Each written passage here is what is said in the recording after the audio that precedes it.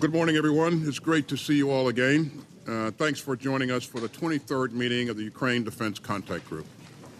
I'm glad that we're joined again by our partners from Ukraine. Minister Umerov and your teammates, thanks for being here. As we gather this morning, Ukraine's forces are in a tough fight. In Kharkiv and elsewhere, the Kremlin continues to intensify its bombardment of Ukraine's cities and civilians. And Ukraine urgently needs more air defense capabilities to defend its skies. But the Ukrainian people remain resilient and unbowed. And Ukraine's forces continue to impress the world with their skill and their grit.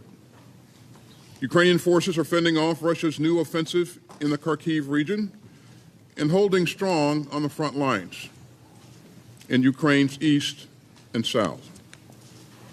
It has been 840 days since Putin launched his full-scale invasion of Ukraine. And Ukraine's defenders have inflicted staggering losses on the Russian invaders.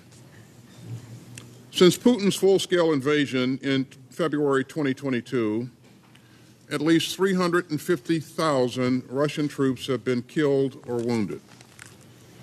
Ukrainian forces have sunk, destroyed, or damaged 24 Russian vessels in the Black Sea. And since September of last year, just before the Kremlin began its renewed offensive, Russia has lost more than 2,600 combat vehicles across the front lines in Ukraine. As Russian invaders move forward west of Avdiivka, they lost more than 160 combat vehicles there in May alone. So that's just another reminder of the price that Russia has paid for Putin's imperial ambitions. And it's another reminder of Ukraine's determination. And make no mistake, Ukraine's partners around the world have its back. Now, it's been nearly 2 months since President Biden signed the National Security Supplemental. The United States is continuing to deliver urgently needed security assistance through more presidential drawdown packages. Since the supplemental became law, the United States has already delivered tens of thousands of artillery rounds, thousands of anti-tank mines, hundreds of GMLRS and anti-tank weapons, and more air defense capabilities to help Ukraine repel Russian forces near Kharkiv. President Biden also announced a new package of drawdown assistance that will provide Ukraine with more air defense interceptors, armored vehicles, anti-tank weapons, and artillery systems and munitions. I am proud that this contact group has committed more than $98 billion in security assistance to Ukraine since February 2022. And this coalition continues to find innovative and sustainable ways to rush in critical capabilities to meet Ukraine's most pressing needs. Let me highlight just a few of them. I'm grateful to Sweden for announcing its largest military assistance package yet, worth approximately $1.23 billion. And that includes 2 airborne surveillance and control aircraft, which will be critical for Ukraine's long-range air surveillance. I'm also grateful to our host in Belgium, who have committed to deliver 30 F-16 fighters to Ukraine by 2028, as well as an additional $1 billion in military aid this year. And I'd like to thank Spain for its recent pledge of more air defense missiles. And so countries are moving at flank speed to get Ukraine the capabilities that it so urgently needs. And we must keep doing so. We must keep finding new solutions, especially for Ukraine's air defense challenges. And we'll continue to support Ukraine's long-term security.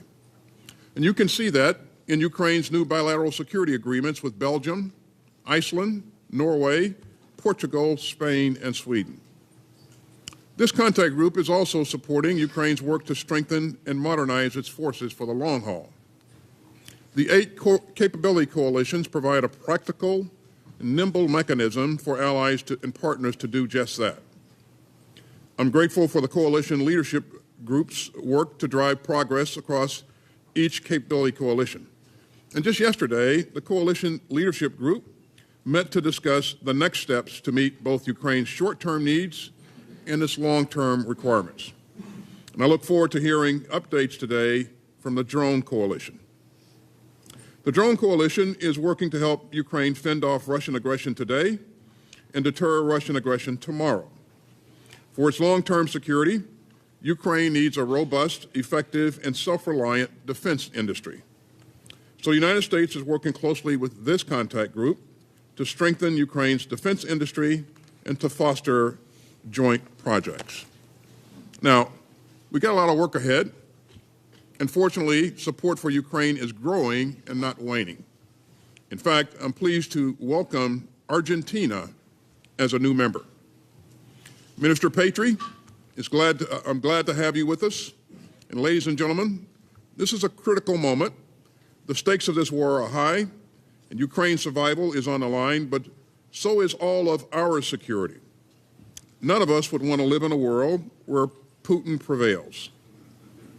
We would all be less secure if tyrants think that they can trample borders and cow their neighbors. So we have a lot to do. But I am confident that this coalition will continue to rise to the challenge. Again, thanks for being here today.